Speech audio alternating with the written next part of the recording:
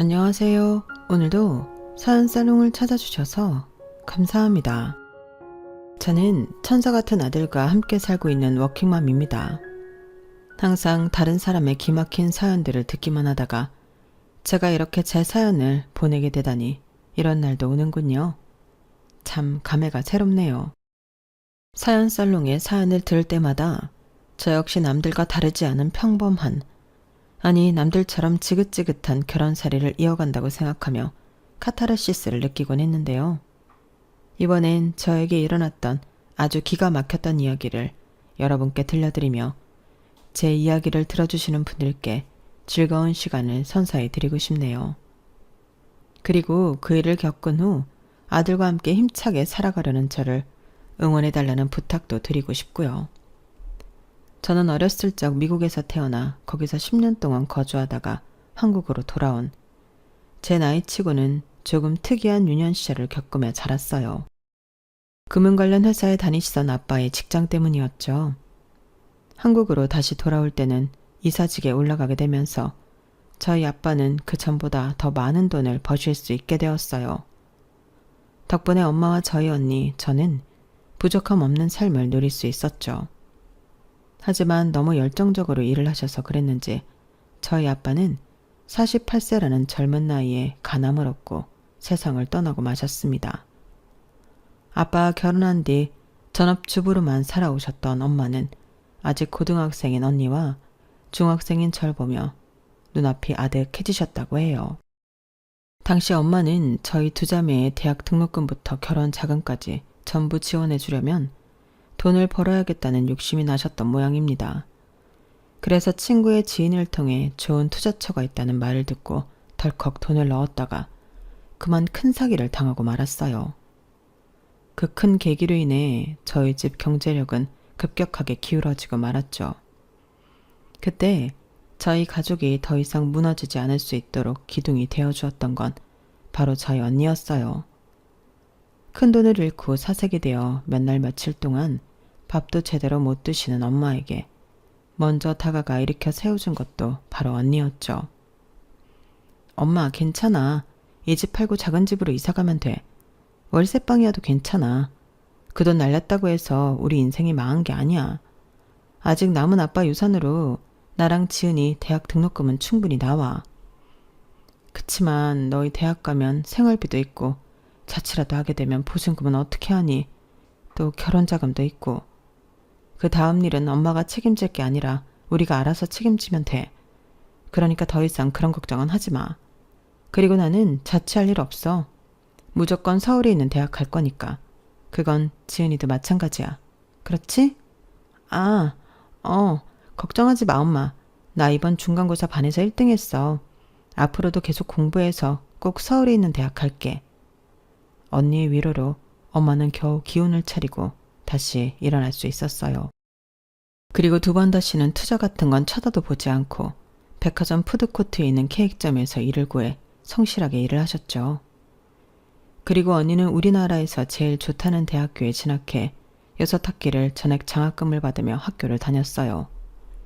이후엔 곧바로 취업에 성공했고요.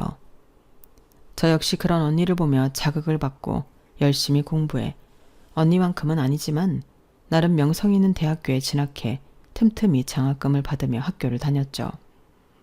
당시 저는 대학만 졸업하면 바로 취직을 하고 엄마를 돌봐드리겠다는 나름의 원대한 목표가 있었어요. 가뜩이나 몸이 약한 엄마가 밤마다 팔다리를 주무르고 두드리며 통 잠을 자지 못하시는 걸 몇 번 봤거든요. 언니처럼 저도 경제력이 생기면 엄마가 더 이상 일을 하지 않아도 될 거라고 생각했거든요. 하지만 시간은 저를 기다려주지 않더군요. 어느 날 푸드코트에서 뇌출혈로 쓰러진 엄마는 그 길로 영영 깨어나지 못하게 되셨거든요. 하필 쓰러지시면서 의자에 머리를 부딪히는 바람에 안타깝게 됐습니다. 이런 게 어딨어. 아빠 가신 지 얼마나 됐다고. 엄마까지. 나 아직 대학도 졸업 못했는데. 엄마 일어나. 엄마가 아빠 대신 나 결혼식 때 손잡아준다고 했잖아. 지은아 진정해. 너 그러면 엄마 가시는 길이 더 힘들 거야. 언니는 울부짖는 절 달래주면서도 혼자 모든 장례 절차를 밟고 무사히 엄마 장례식을 치러주었어요. 지금 생각해보면 당시 언니도 고작 25살이었는데 말이죠. 그런 언니가 있었기에 저도 엄마를 보내드린 뒤 빠르게 마음을 다잡을 수 있었던 것 같네요. 저는 졸업식 날 언니를 껴안고 펑펑 울며 겨우 무사히 대학을 마쳤어요. 그리고 취업도 머지않아 성공했죠. 저와 언니는 둘 다 직장인이 되어서도 독립하지 않고 같이 살았는데요.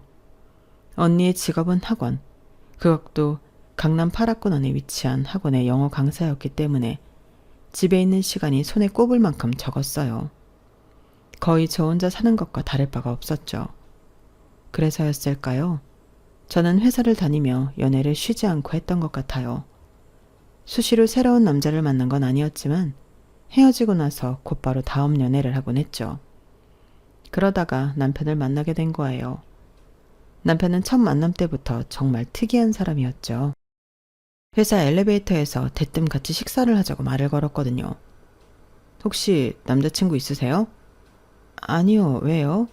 지금 식사하러 가시는 길이죠? 지하 1층? 네. 구내식당 가는 거면 식사 같이 할까요? 보아하니 혼자 식사하시는 것 같은데. 저도 혼자 먹어야 되는데 제가 혼자 밥 먹는 거 되게 싫어하거든요. 전 영업 B팀 장세진이에요. 신분 확실하죠? 남편은 대시를 하는 건지 밥만 먹자는 건지 애매하게 굴며 식사를 같이 하더니 식사를 마치고 나올 때엔 대뜸 내일은 언제쯤 식사를 할 거냐고 물어보더군요. 그건 왜요? 시간이 딱히 정해져 있지 않아서 모르겠는데요. 번호 달라고 하면 안 줄 거잖아요. 줄 거예요? 그럼 다음 식사는 밖에서 하고요. 제가 여기 근처에 곱창 기가 막히게 하는 곳 알거든요. 그때는 이 사람이 나랑 뭐 하자는 건가 싶은 마음이 들면서도 또 그렇게 은근슬쩍 어필을 하는 모습에 호기심이 들기도 했어요. 그래서 번호를 주고 만남을 가지게 되었죠.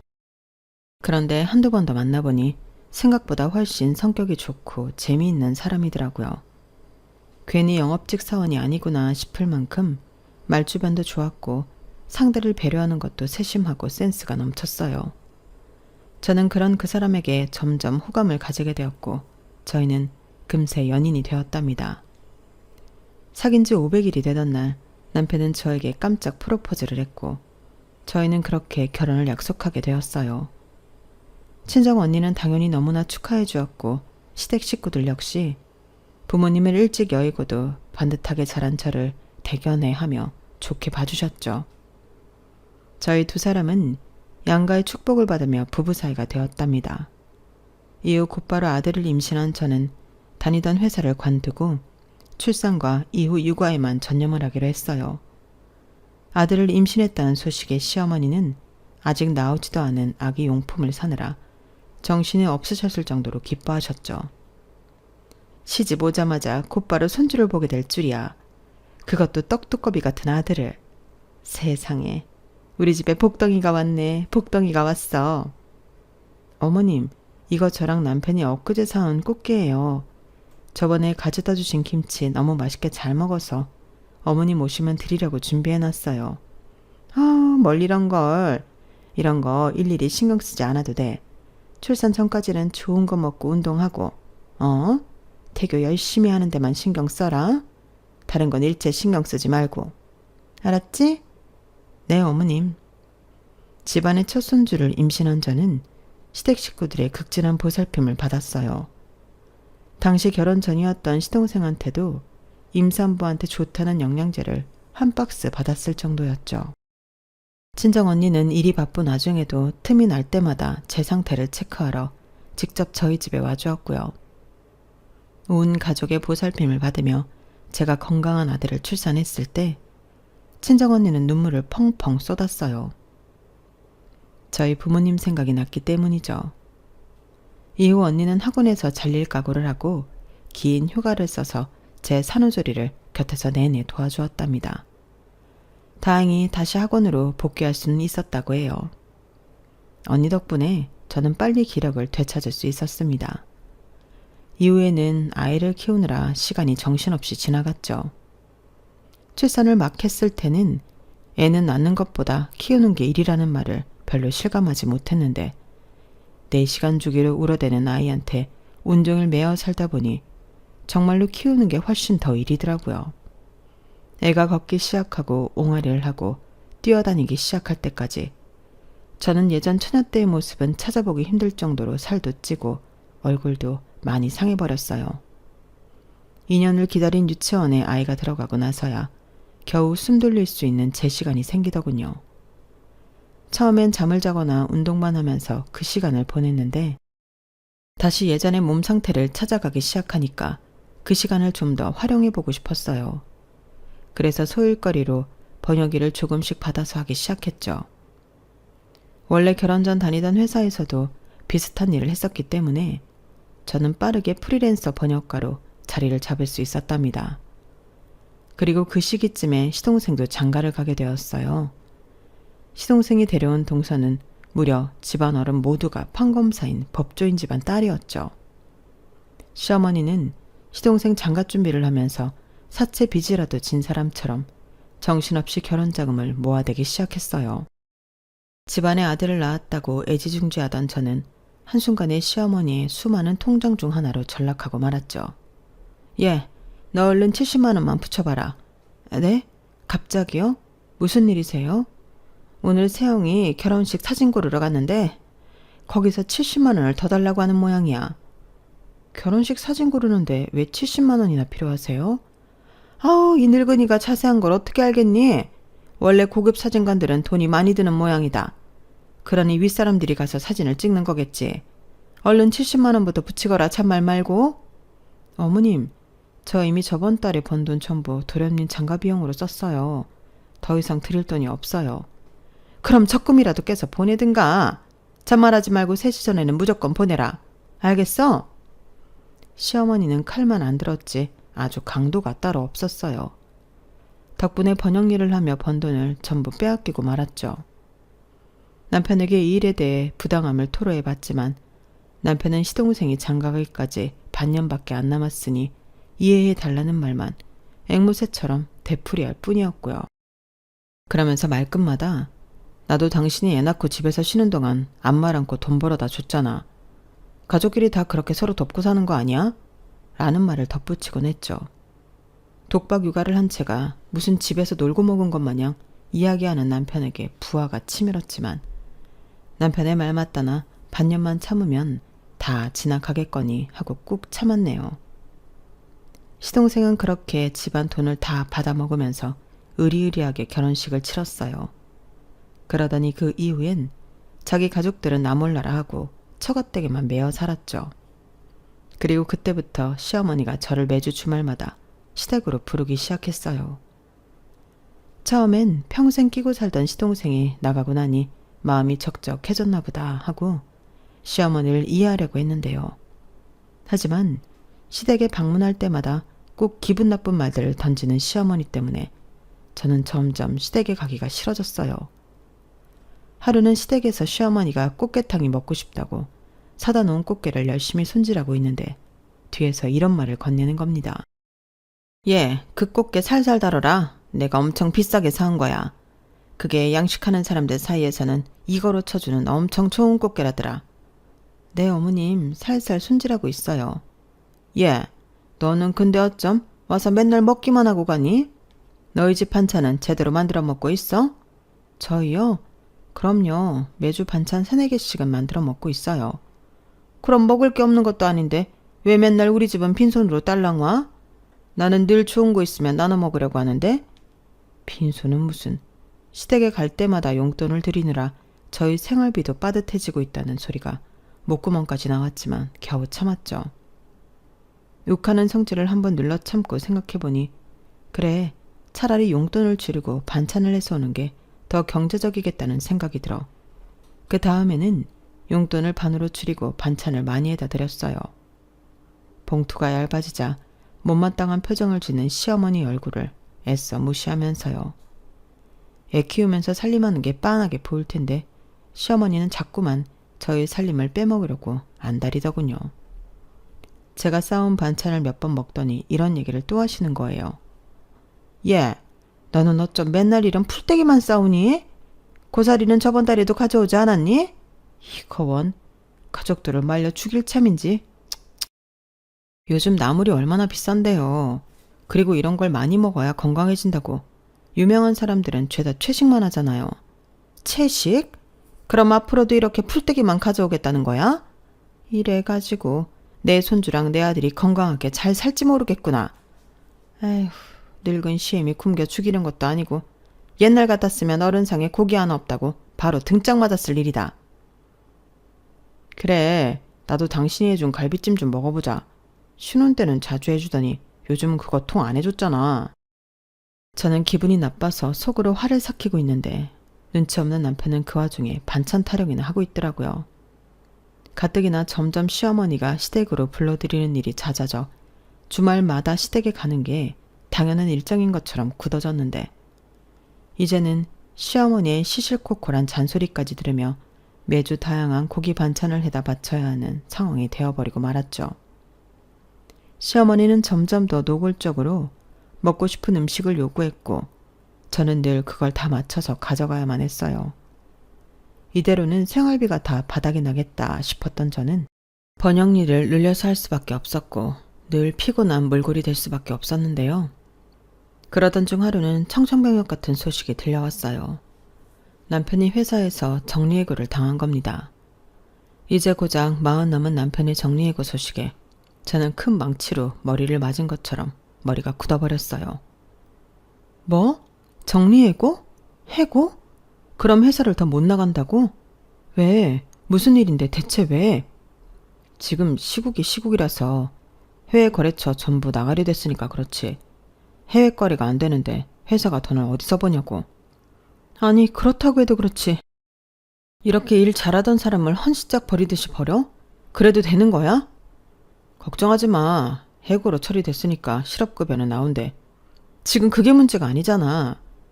해고를 당해도 천하태평한 남편 때문에 저는 우라통이 터지는 것 같았어요. 없던 화병도 생길 정도였죠. 당장 아파트 이자며 공과금, 보험료 등 나갈 돈이 한둘도 아닌데 말인데요. 게다가 애까지 키울 생각을 하니 저는 눈앞이 막막해졌죠. 그동안 시동생 결혼이니 시어머니 반찬이니 뭐니 하면서 제가 일해다 번 돈을 전부 써버렸으니 저축해놓은 돈도 없었거든요. 결국 저는 친정 언니한테 돈을 조금 빌릴 수밖에 없었죠. 친정 언니는 제가 빌려달라는 돈보다 훨씬 더 많은 돈을 빌려주면서 걱정을 한가득 하더라고요. 요즘 경기가 너무 안 좋아져서 힘든 사람들이 너무 많더라. 제부도 힘든 마음일 텐데 네가 잘 다독여줘. 응 언니 고마워. 다 잘 될 거니까 걱정하지 말고 또 도움 필요하면 언제든지 연락해. 알았지? 응 알았어. 상황 괜찮아지는 대로 이 돈 꼭 갚을게 언니. 그동안 애 키우면서 친정 언니랑은 연락이 뜸해졌었는데 대뜸 돈을 빌려달라는 요청에 이렇게까지 도움을 주니 제 스스로가 더 부끄러웠죠. 친정 언니는 한사코 돈 갚지 않아도 된다고 이야기했지만 저는 그날 이후로 잠을 줄여가면서까지 일을 늘려 돈을 벌었어요. 그리고 그런 와중에도 눈치 없이 주말마다 시댁으로 불러대는 시어머니께도 단호하게 이야기했죠. 이제 자주 못 간다고요. 뭐? 이제 안 온다고? 아니 왜? 저희 살림 빠듯해요 어머님. 저 혼자 버는 걸로 애 키우고 저희 세 식구 살림해야 하는데 매주 호화스러운 반찬들 하고 있을 수가 없네요. 그래서 지금 너 먹고 살기 힘들다고 시애미부터 고려장 하듯 내팽개 치겠다는 거야? 어머님 아들이랑 손자 챙기려고 이러는 거예요. 그리고 어머님 혼자 지내시기에 살림도 넉넉하시면서 무슨 그런 소리를 하세요. 지금은 저희가 더 힘들어요. 제가 전과 다르게 단칼에 딱 잘라 거절을 하자 시어머니는 입을 삐죽거리긴 해도 더 이상 군소리하진 않더군요. 하지만 그 다음부터는 본인이 직접 저희 집으로 오기 시작했어요. 결국 저는 네 사람 몫의 살림을 해야만 했죠. 그것만 해도 버거운데 얼마 안 가서 입이 하나 더 늘게 되었어요. 시동생이 이혼을 당하고 다시 집으로 돌아온 거였죠. 으리으리한 부잣집에 갔다 오면서 왜인지 빈털터리로 왔더군요. 나중에 들어보니 지 형동생 아니랄까봐 회사에서 해고를 당하면서 그 빌미로 가차없이 이혼을 당했다고 하는데 왜 해고를 당했는지 자세히는 못 들었네요. 어쨌든 그 잘난 처가댁도 직장도 잃은 채로 대책 없이 집으로 돌아온 시동생은 주말마다 시어머니와 함께 저희 집을 드나들었어요. 두 사람은 집에 돌아갈 때마다 저희 집 냉장고에서 멸치 한 봉지라도 집어갔고요. 결국 저는 5사람분의 살림을 하게 되었고 몸이 나만하지 않을 정도로 일을 할 수밖에 없었답니다. 당시 저는 몇 개월만 그렇게 버티면 남자들이 알아서 제 경제활동을 다시 할 줄 알았어요. 당연히 그럴 줄 알았죠. 하지만 1년이 지나고 2년이 지나도 태평하게 놀고만 있더라고요. 하루 종일 게임만 하면서요. 그 사이 저는 친정언니한테 2번 더 돈을 빌렸고 일을 받는 회사가 늘어난 결과 단가가 센 일들을 받을 수 있게 되었어요. 2년 만에 시간당 받는 돈이 2배 가까이 많아진 저는 시댁 식구들이 맨날 콩나물 무침만 먹는다고 불면 소리를 해도 귀를 딱 닫고 허리띠를 졸라 맸습니다. 그렇게 아낀 돈으로 친정 언니한테 빌린 돈을 조금이라도 갚을 생각이었어요. 그러던 와중에 친정 언니한테 먼저 전화가 오더군요. 그 내용은 제 예상과는 전혀 다른 내용이었죠. 여기 땡땡병원입니다. 가족분 되시죠? 오늘 오후 12시 40분 권지혜 씨가 사망하셨습니다. 그 다음은 무슨 정신으로 병원까지 달려갔는지 모르겠어요. 저에게 단 하나 남은 가족이었던 친정 언니가 세상을 떠났다니. 길바닥에서 저는 몇 번이나 다리가 풀려 주저앉았다 일어나기를 반복했던 것 같네요. 친정 언니가 살던 집 근처 마트는 굉장히 급한 경사가 진 골목길에 있었는데요. 그날 하필 그 경사진 골목에 세워뒀던 트럭의 브레이크가 풀리고 말았고 퇴근 후 장을 보러 마트에 가던 친정 언니를 그만 덮치고 말았던 거예요. 그렇게 성실하고 착하게 살던 언니가 그렇게 세상을 떠났다는 사실에 저는 몸을 가누지 못할 정도로 마음이 아팠습니다. 언니까지 이렇게 빨리 떠나갈 줄은 꿈에도 몰랐어. 언니는 나한테 남은 유일한 가족이었는데 왜 하필 언니야. 우리 언니가 얼마나 착실하고 성실한데 이런 게 어딨냐고. 여보, 너무 슬퍼하지 마.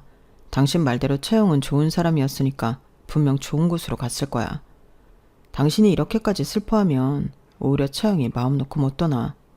채영이 걱정 없이 떠날 수 있도록 당신이 힘을 내야지. 그 전까지는 왼수 같기만 하던 남편도 하나밖에 없는 제 가족을 잃고 슬퍼하자 절 위로해 주더군요. 초등학생이었던 아들조차 고사리 같은 손으로 저를 위로해 주었고요. 일만 하고 살던 친정언니는 장례식도 조촐하게 치러졌는데 오는 사람마다 하나같이 눈물을 펑펑 흘리며 언니가 얼마나 좋은 사람이었는지 추억했어요. 그리고 저를 진심으로 위로해주고 갔죠. 장례식이 끝나고 나서도 저는 며칠 동안 기운이 하나도 없었어요. 밥도 제대로 넘기지 못했고 일도 잠시 멈춰야 했을 정도였죠. 어린 나이부터 차례대로 부모님을 여인 것도 모자라서 고작 3살 차이였던 언니마저 젊은 나이에 떠나보내니 제가 무슨 저주라도 받았나 싶더군요. 그런 생각에 잠도 제대로 잘 수가 없었어요. 제가 하도 기운을 못 차리니 웬일로 시어머니가 죽을 써서 갖다 주시더라고요. 그러더니 정말 오랜만에 저에게 따뜻한 말을 건네주었죠. 간 사람은 안타깝지만 산 사람은 살아야지. 여기 있는 사람들도 다 네 가족이다. 우리야 그렇다 쳐도 적어도 네 피부치를 봐서라도 얼른 기운을 차려야지. 레미가 자꾸 죽는 소리 하면 어린 자식들도 그 영향 분명히 받아. 이거 먹고 얼른 기운 차리거라. 시어머니의 말은 100번 맞는 말이었어요. 저는 시어머니 말대로 아들을 보면서 억지로 정신을 차리기 시작했어요.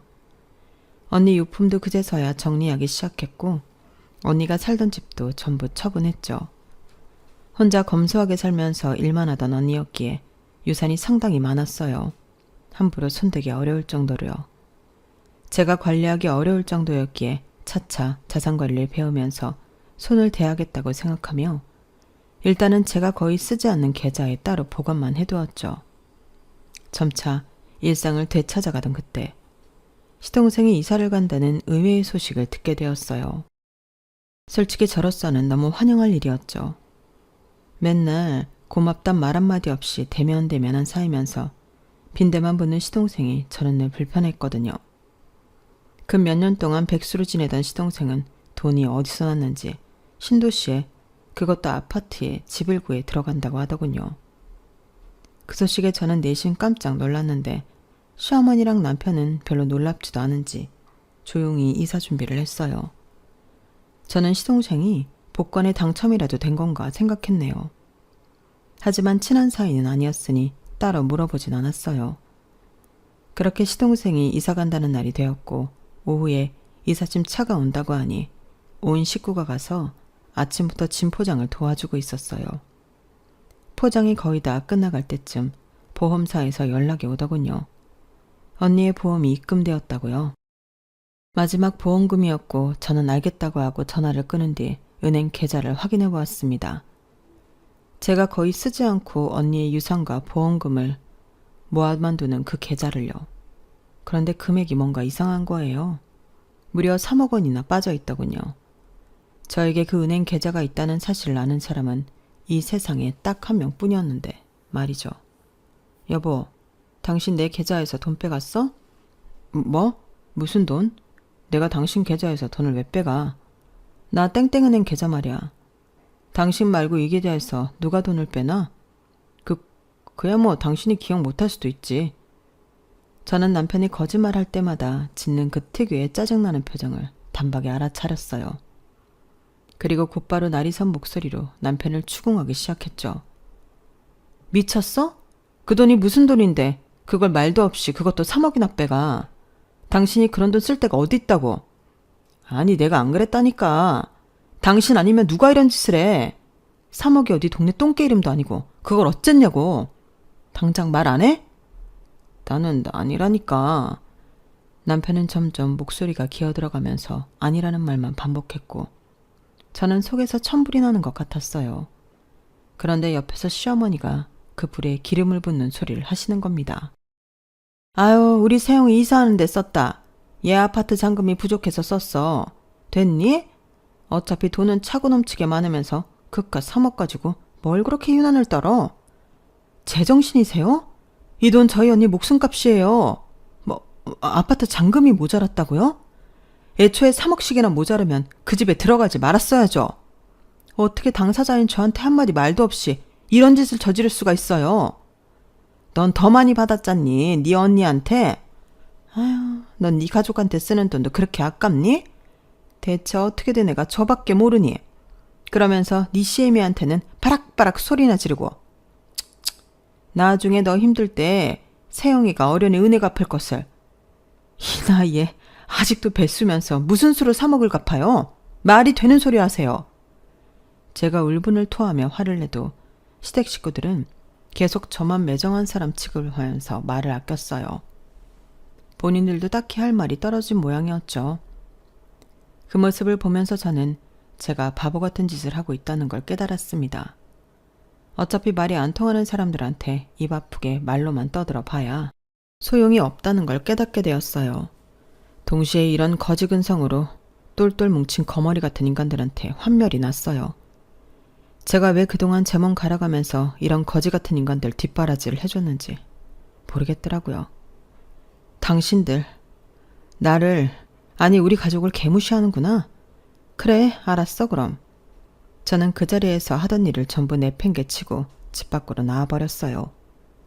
등 뒤에서는 시어머니가 말버릇이 어쩌네 하며 잔소리하는 걸 깡그리 무시하고서요. 그리고 곧바로 집으로 돌아가 도어락 비밀번호도 바꾸고 아예 공동현관 비밀번호도 바꿔버렸습니다. 남편은 사태의 심각성을 모르는지 이삿짐 옮기는 걸 전부 도와주고 늦게서야 들어오려고 하더군요. 몇 번 인터폰이 울리길래 저는 인터폰 전원을 아예 꺼버렸어요. 그러자 공동현관도 못 들어오고 배회하던 남편은 다시 시댁으로 돌아가는 듯 했죠. 저는 다음 날이 밝자마자 아들을 학교에 데려다주고 변호사 사무실을 찾아갔습니다. 밤새 집안 전부를 뒤지고 남편의 노트북, 태블릿 등을 전부 뒤져 꼬투리가 될 만한 증거들을 하나로 안고 갔죠. 변호사는 그 중에서 절반만 증거로 쓸 수 있다고 하더군요.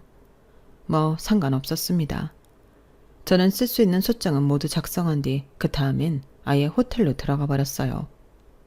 집에 들어가면 남편이 문 앞에서 기다리고 있을 것 같았거든요. 아니나 다를까 남편에게서 100통이 넘게 문자가 왔는데요. 춥다느니 비밀번호를 알려달라느니 징징 우는 소리부터 시작해서 당장 전화 받아라. 내가 무슨 못할 짓을 했길래 이딴 짓을 하냐는 등 화를 내는 소리까지 별의별 내용이 담긴 문자였어요. 저는 그 문자들을 보면서 소장을 날린 것만으로는 부족하다는 생각이 들었어요. 법으로 한 죗값을 치르는 건 사실상 본인들이 저지른 짓을 주워 담는 것일 뿐이지 진정한 벌은 아닌 것 같았거든요. 그런 생각을 하며 저는 호텔에 며칠 더 묵었고 생각이 정리되었을 때 남편의 전화를 받아주었어요. 남편은 이미 여러 개의 소장을 받고 사색이 된 상태였죠. 당신 이 소장들 뭐야? 대체 가족끼리 왜 그래? 내가 그 돈은 앞으로 일해서 차차 갚을게. 이거 진짜로 진행할 거 아니지? 내가 왜 당신 가족이야? 피 한 방울 안 섞였는데. 이혼 도장만 찍으면 곧바로 남남 아닌가? 일단 만나서 얘기해. 당신 지금 너무 화나서 이러는 거지. 막상 만나서 얼굴 보고 이야기하고 풀면 생각 달라질 거야. 일단 그래 만나나 보자. 내가 내일 점심때쯤에 어님댁으로 갈 테니 거기서 만나. 저는 할 말만 마치고 그대로 전화를 끊어버렸어요. 약속을 했으니 더 이상 다른 연락은 오지 않더군요. 저는 다음날 점심때쯤 시댁 식구들을 보러 갔어요. 7층까지 굳이 올라가지 않고 현관 앞에서 세 사람을 만났죠. 세 사람은 저를 보자마자 앓는 소리를 하며 어르고 달래기 시작했습니다. 아니 얘 서운한 점 있으면 우리한테 얘기를 하지. 무슨 소장이니 고소니 이런 걸 다 보내고 그래. 가족끼리 대화로 풀면 될 일을. 그래 당신 여기서 이러지 말고 일단 올라가서 얘기하자. 여기까지 왔는데 왜 길바닥에서 보자고 해. 얼른 올라가자. 형수 저 다음 주에 면접 2군데나 잡혔어요. 이제 다시 일하려고요. 저 이제 더 이상 백수 아니에요. 형수한테 빌린 돈 그거 앞으로 일하면서 차차 갚아 나갈게요. 걱정하지 마세요. 그때도 분명히 세영이가 이래서 갚는다고 그랬는데 그 얘기는 못 들은 게야? 분명 갚는다니까. 얘는 무슨 우리가 네 돈 훔치게라도 한 것처럼 그러니. 얼른 오해 풀었으면 그 보낸 것들 전부 취소하거라. 그래 우리가 아무리 빨리 갚는다고 해도 어떻게 당장 3억을 만들어. 급하게 생각하지 말고 그냥 좀 기다려봐. 나도 이제 곧 일 구할 거니까 일 구하면 세영이랑 같이 갚을게. 그 말을 믿으라고? 당신들이 정신없다고 나도 내 정신이 없는 줄 아네. 난 이제 백수 한량인데다가 남의 돈 훔쳐다 쓰는 당신들 같은 인간 말은 안 믿어. 고작 면접 2개 잡힌 거 가지고 무슨 벌써 취직해서 월 500은 버는 양 떠들어. 됐고 다들 이거 받아요. 저는 미리 준비해뒀던 사람 몸통만한 하드보드지야 까만 마카를 세 사람에게 나눠주었어요. 세 사람은 어리둥절한 얼굴로 절 쳐다보았죠. 이게 뭐야? 자, 이게 각자 거기다가 마카로 사과문 쓰시고 아파트 정문 앞에 서 있으세요. 매일시 정각마다 소리내서 크게 읽고 사죄해요. 나랑 우리 가족한테. 특히 우리 언니한테. 뭐라고? 지금 우리더러 시위대처럼 이거 들고 서 있으라는 거야? 잘 안 해. 지금 써서 나가면 앞으로 2시, 3시, 4시에 딱 맞춰서 읽으면 돼. 무슨 이런 해괴망측한 짓을 시켜. 당신 지금 뭐 하자는 거야? 이걸 하면 나한테 갚아야 하는 돈을 좀 탕감을 해주고 아니면 말고 없던 일로 하든지. 갚을 돈을 깎아준다는 말에 세 사람은 바꾸게 눈알만 굴릴 뿐.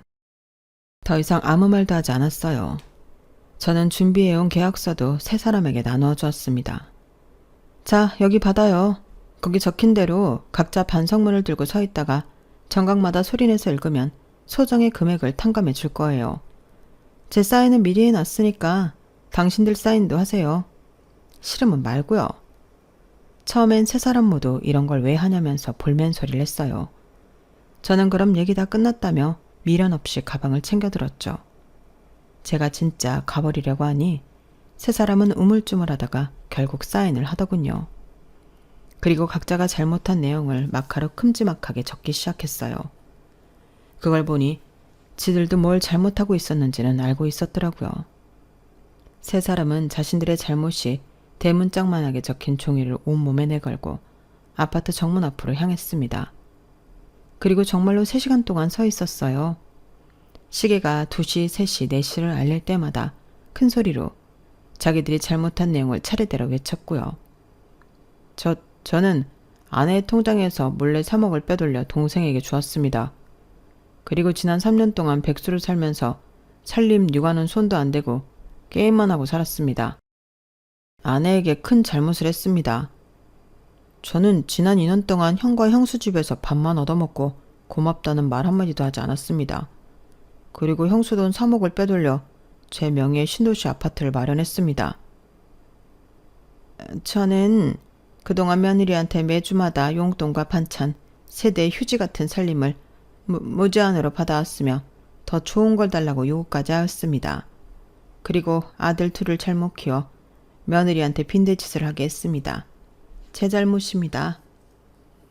아파트 정문 앞에는 큰 마트도 있고 초등학교랑 중학교도 있었어요. 게다가 맞은편 아파트의 후문도 마주보고 있었죠. 그러다 보니 수많은 사람들이 오고 가면서 그 3사람을 전부 쳐다보고 구경했답니다. 애들은 낄낄대면서 자기들끼리 쑥덕거리기까지 했고요. 3사람은 얼굴이 홍당무처럼 벌개졌죠. 그러면서도 또 3억 빚은 무서운지 끝까지 버티긴 하더라고요. 그 꼴을 보아하니 그제서야 좀 고소하다는 생각이 들더군요. 약속한 3시간이 지나고 3사람은 후다닥 종이를 벗어 던지고 저에게 왔어요. 자, 네가 시킨 대로 했다. 네, 원. 동네 창피해서. 어쨌든 그럼 이제 빚은 없는 거지? 무슨 소리세요? 제가 빚을 전부 없애준다고 했나요? 소정의 금액만 깎아준다고 했지. 알았어. 얼른 깎아줘. 당신 얼마 깎아줄 거야? 2당 1장씩 빼줄게. 그게 얼마야? 3천? 3억? 맞아, 3천. 진짜? 자, 여기 3천. 받아가. 제가 3사람 앞에 1,000원짜리 3장을 곱게 뿌리자 3사람은 즉시 불같이 화를 냈어요. 뭐라고? 3,000원? 지금 장난해? 그런 게 어딨어. 형수, 이거 사기예요. 저희한테 계약서도 써서 줬잖아요. 그래요, 그 계약서. 제가 분명히 소정의 금액을 탕감해준다고 했잖아요. 언제 많은 금액을 탕감해준다고 했어요? 3사람은 눈이 벌게져서 후다닥 계약서를 꺼내 읽어보더군요. 시시각각으로 망연자실한 표정으로 변하는 3사람을 뒤로하고 저는 유유히 미리 불러둔 택시에 올라탔어요. 3사람의 멍청한 얼굴이 망연자실해지는 광경을 구경하고 나니 속이 다 편안해지더라고요. 그날 호텔로 돌아와서 아들과 함께 2다리 쭉 뻗고 얼마나 단잠을 잤는지 몰라요. 저는 그 뒤로 3사람이 아무리 울고불고 매달려도 한치 흔들림 없이 이혼이며 고소 등 법적 문제를 전부 처리해 나갔어요. 시동생 명의의 집은 가압류가 들어가 시동생은 새 집을 얻자마자 홀라당 빼앗기고 말았어요. 남편은 경제사범으로 이름에 빨간 줄이 생겨버렸고 저에게 가져간 돈을 도로 뱉어냈을 뿐만 아니라 이혼 위자료도 탈탈 털어서 줘야만 했습니다. 그리고 앞으로 약 10년 동안 아들의 양육비까지 지불해야 했죠. 게으르고 멍청한 데다 심보까지 고약한 그 3사람은 결국 갖고 있던 집까지 처분하고 단칸방에 셋이 함께 산다고 하더군요. 남편과 시동생은 대리운전을 하면서 돈을 벌고 있고요. 그 인간들의 근황을 별로 알고 싶진 않았지만 전 남편과 전 시어머니가 하도 우는 소리를 해서 억지로 다 알아버렸네요. 시댁 식구들의 시끄러운 소리를 듣고 싶지 않았던 저는 지금은 3사람의 연락처를 모두 차단한 상태예요. 지금은 눈에 넣어도 아프지 않을 아들과 함께 둘이 새로운 삶을 살아가고 있답니다. 언니의 유산과 보험금, 시댁에게서 받은 보상금 및 위자료들을 전부 합치니 저는 18억이라는 엄청난 금액을 보유하게 되었어요. 저는 그 돈을 의미 있게 쓰기 위해 지난 몇 개월 동안 열심히 공부를 했고 지금은 형편이 어려운 학생들을 지원해주는 장학금으로 사용하기 시작했답니다. 아이들을 가르치는 일을 오랫동안 해왔던 언니라면 아마 그 돈이 이렇게 쓰이길 원했을 것 같아서요. 제 이야기는 이렇게 마무리가 되었어요. 모쪼록 듣는 분들께 좋은 감정으로 들렸길 바랍니다. 앞으로는 저희 아들과 함께 몸도 마음도 건강한 삶을 꾸려갈 예정이에요. 저와 저희 아들에게 응원 한마디씩 부탁드릴게요. 감사합니다. 건강하세요. 여러분, 사연 댓글에 응원과 현명한 조언 부탁드려요. 좋아요와 구독은 저에게 큰 힘이 됩니다. 오늘도 좋은 일 가득하세요.